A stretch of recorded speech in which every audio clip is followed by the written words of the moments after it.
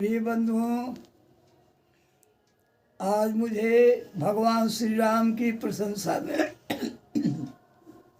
और उनकी मैं कितनी चर्चा करूं, संतोष नहीं हो पा रहा है। इसलिए मैं पुनः एक उनकी प्रार्थना और सुनाने जा रहा हूं और आपसे आग्रह करूंगा कि उनसे चरित्र की शिक्षा लें। ऐसे राम के बहुत सारे अर्थ होते हैं, लेकिन राम का एक सबसे निराला अर्थ होगा मेरी दृष्टि में, वो राम माने राय है और मोह माने मानिए। अगर राम के विचारों को आप मानिएगा तो सर्वत्र विकास होगा। इसलिए राम माने उनके राय विचार को, मोह माने आप माने, वही राम है। बड़ा अच्छा होगा कि उनके आदर्श चरित्र की भी शिक्षा आप लें। उसी संबंध में मैं आपको कुछ बताने जा रहा हूँ। राम यदि बनना चाहो तो आदर करना सीखो, सदा बड़ों से राम राय लिया कर सुंदर बनना सीखो। आप हमेशा अपने बड़ों से राय लेकर काम करें, यही राम जी की सबसे बड़ी शिक्षा है। हमेशा राम जी ने बड़े बड़े ऋषियों से अपने विचार लिए हैं और उनके विचार के आधार पर भी चला करते थे।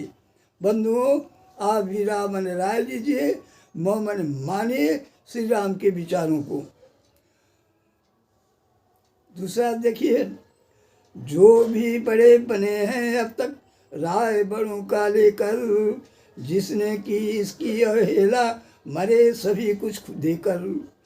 अब तक जिसने इनकी राय ली है, बड़ों की राय ली है, उनका बड़ा आदर हुआ है। और जिसने बड़ों की अवहेला की है, जैसे दुर्योधन हैं, उन्होंने बड़े लोगों की बात नहीं मानी तो मरे सभी कुछ खोकर, सब कुछ खोकर मर जाना पड़ा। सदा जुआ को बड़े जनों से संगति करना होगा अच्छा, दुर्गति में पड़ने पर उनसे ही होगी रक्षा। ये जुआ वर्ग आज के हैं, जब भी देखो जुआ वर्ग के साथ बैठेंगे और चरित्रहीनता की बात करेंगे, गंदी बातों से अपना पेट भरेंगे। ऐसा नहीं होना चाहिए। बड़ों की संगति में रहिए, बड़ों के साथ रहिए, वो अच्छे विचार देंगे, अच्छी राय देंगे, आपका विकास होगा। इन लोगों के साथ बैठने पर वो ही आपको खा भी जाएंगे। बड़ा अच्छा होगा कि आप ऐसे जुआ वर्गों के साथ न बैठकर बड़ों के साथ बैठे और उनकी राय के अनुसार अपना काम करें। जुआ को गंदी राय देकर उनको खा जाएगा उनकी आय। जुआ को ही गंदी राय देकर और उनके विचारों को गंदा बनाकर उनकी व्यवस्था को मिटा देगा। इसलिए आज के युवा वर्गों से मैं आग्रह करता हूँ कि आप ऐसा न करें। अवश्य आप बड़ों के साथ बैठिए, तभी तो कहा गया है अभिवादनशीलस्य नित्यं वृद्धोपसेविनः चत्वारि तस्य वर्धन्ते आयुर्वेद्या जसो बलम्। संसार में कोई ऐसी शक्ति नहीं, ऐसा टैबलेट नहीं कि एक ही दवा से आपकी आयु बढ़े, जस बल और पराक्रम बढ़े। वह दवा यही है, बड़ों की सेवा करना और वृद्धों के साथ बैठना और उनके आदेशानुसार काम करना। सदा वृद्ध जनों के पास रहे पर प्रज्ञा बढ़ती रहती है, शील सुजनता श्रद्धा सच्ची मेधा बढ़ती रहती है। ऐसे वृद्धों के साथ आप बैठेंगे तो आपकी प्रज्ञा बढ़ेगी, बुद्धि बढ़ेगी, शील बढ़ेगा, सुजनता बढ़ेगी, श्रद्धा आएगी, सच्ची सेवा का फल मिलेगा। ऐसे मेधा बढ़ती रहेगी और जीवन में आपका विकास होता रहेगा। आयु जस बल बढ़ा पराक्रम अभिवादन से बढ़ते हैं, उत्तमता चरित्र में आती कृतज्ञता पास से है। ऐसे आपके आयु जस बल पराक्रम बढ़े, अभिवादन से प्रणाम करने से उत्तमता भी आई चरित्र में और कृतज्ञता भी हंसती हुई आपको आगे बढ़ाती है। वो विप्रों की सेवा करना, संत जनों से करना प्रेम, बड़े बनाकर उनको योद्धा करते रहते उनका क्षेम। आप गायों की सेवा करना सीखें और जो वेदाभ्यासी हैं ऐसे विप्रों की सेवा करना सीखें, संतों से भी कुछ आप सीखें, उन पर प्रेम करना सीखें। ये आपको बड़ा योद्धा बनाएंगे और आपका निरंतर क्षेम होगा, कल्याण होगा। सद्गुण चाहे जिनमें होए उनका संग किए जाना, ऐसा करने पर तुम जानो दूर रहेगा पछताना। जो भी सत्संगी हैं, चाहे जिस जाति के हों, जिस जैसे भी हों, ऐसे गुणवानों के साथ बैठकर, गुणवानों में कोई जातियां नहीं होती, उनकी कोई परख दूसरी नहीं होती, उनकी परख गुण ही होते हैं। ऐसे चाहे जहाँ कहीं भी ये सुंदर गुण आपको मिले, जिस व्यक्ति में, बच्चों में या बूढ़ों में या किसी तरह से कहीं भी, तो उनसे आप कुछ संगति करना सीखें और उनके विचारों पर चलें। ऐसा करने पर आपको कभी पछताना नहीं पड़ेगा। मानी बात मंथरा की दो, उसका निश्चित होगा नाश। अंधकार से मिल पाएगा कभी किसी को नवल प्रकाश। क्या अंधकार आपको प्रकाश दे पाएगा? मंथरा की बात इसने मानी, परिणाम क्या हुआ? आप अच्छी तरह से जान रहे हैं कि मंथरा की बात के मानने के बाद क्या क्या हुआ। अतः आप अवश्य विचार करें इस पर, और विचार करने के बाद आप स्वयं सोचें कि हमें बड़े बूढ़ों की सेवा करना ही हमारा परम धर्म होगा।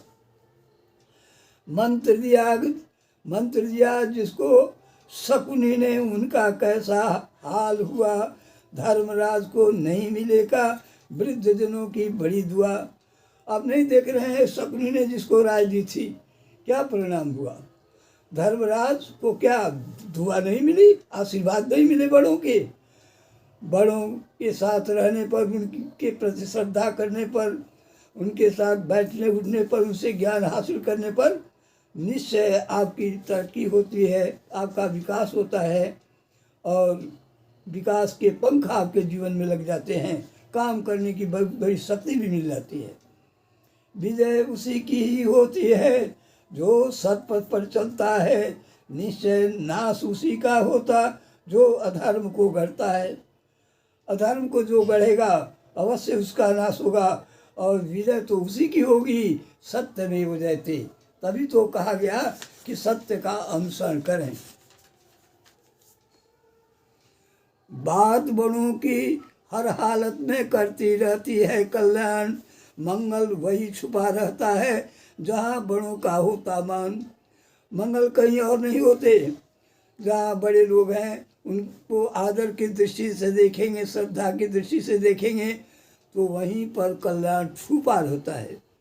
इसलिए हर हालत में आप अपना कल्याण चाहते हैं, अपनी पहचान चाहते हैं, अपना कीर्तिमान चाहते हैं, पराक्रम जस चाहते हैं, धन दौलत चाहते हैं, व्यवस्था ऊंची चाहते हैं, तो अवश्य ऐसे मंगलमय स्वरूप का ध्यान करें, बड़ों की बात माने। विपदा नहीं दिखा पाती है क्रूर आँख वैसे जन पर, क्रोध दूर से ही भग जाता साथ ही रोब लेकर घर पर। देखिएगा विपत्ति लाख आएगी, उनकी क्रूर आँखें ऐसे व्यक्ति पर कभी अपना प्रभाव नहीं जमा पाएगी, वह कुछ बिगाड़ नहीं पाएगी। क्रोध भी आता होगा, वह भी दूर से ही देख कर भग जाएगा। और दो ये महाशत्रु हैं, इसलिए अगर चाहते हैं आप कि आपके हृदय में बैठे हुए जो भयंकर शत्रु हैं क्रोध और ये विपदा, इनको भगाना चाहते हैं, तो आप ऐसे लोग की सेवा में लगे जो आपके बड़े बुजुर्ग हैं, उनकी सेवा करें। भव्य भाल पर आते ही त्याग तितिक्षा दया क्षमा सब।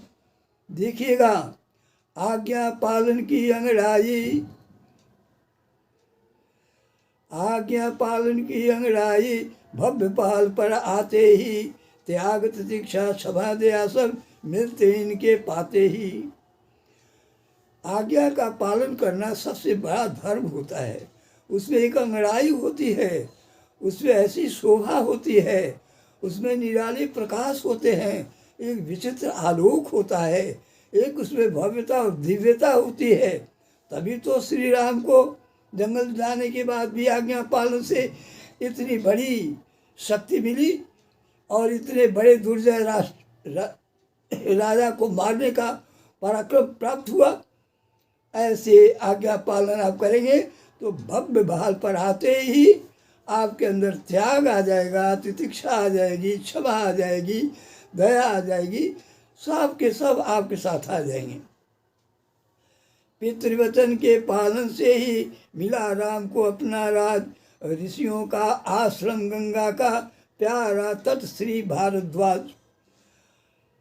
पितृ आज्ञा के पालन से ही तो आपने देखा गंगा के दर्शन हुए, ऋषियों का दर्शन हुआ, बड़े बड़े संतों से उन्हें शिक्षा मिली और उनमें सौम्यता आई, उनमें भद्रता आई, उनमें कल्याण करने का सौंदर्य आया और बहुत बड़ी शक्ति मिली।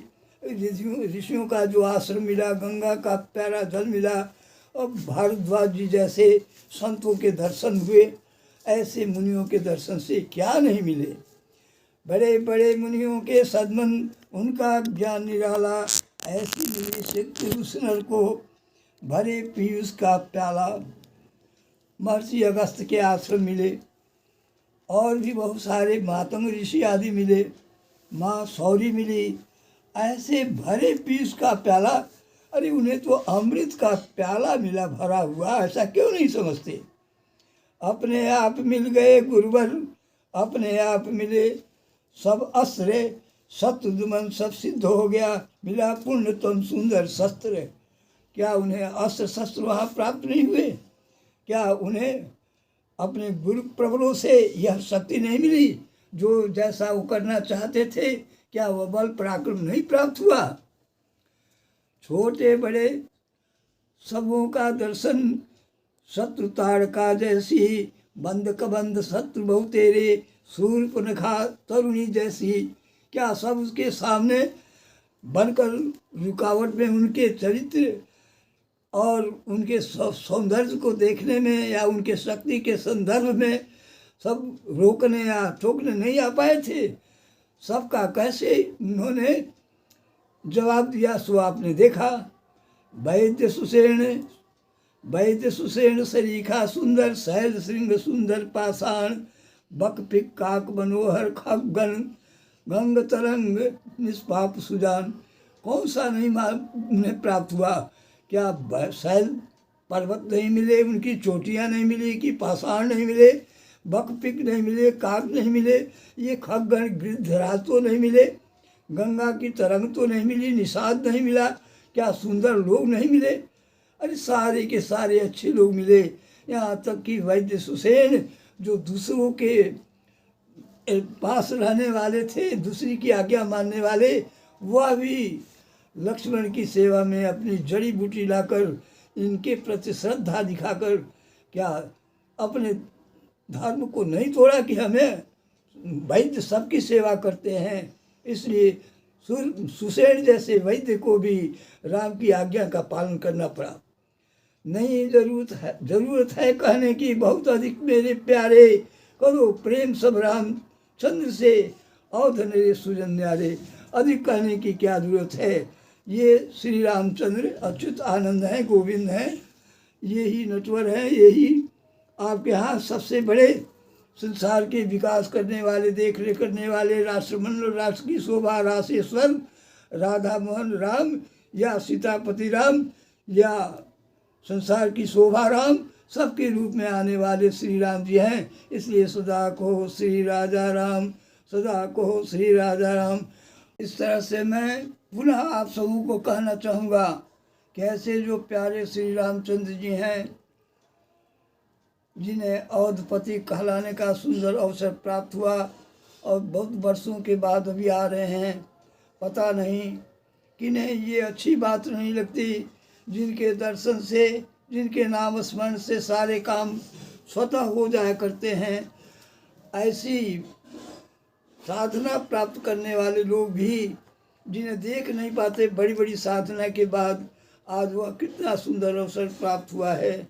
इसलिए मेरे प्रभु आप अपनी सेवा में हमें 22 को यहाँ से पहुँचने का ये उपाय बतावें जिससे मैं आपका दर्शन कर सकूं, आपकी सेवा में मैं कविता सुना सकूं।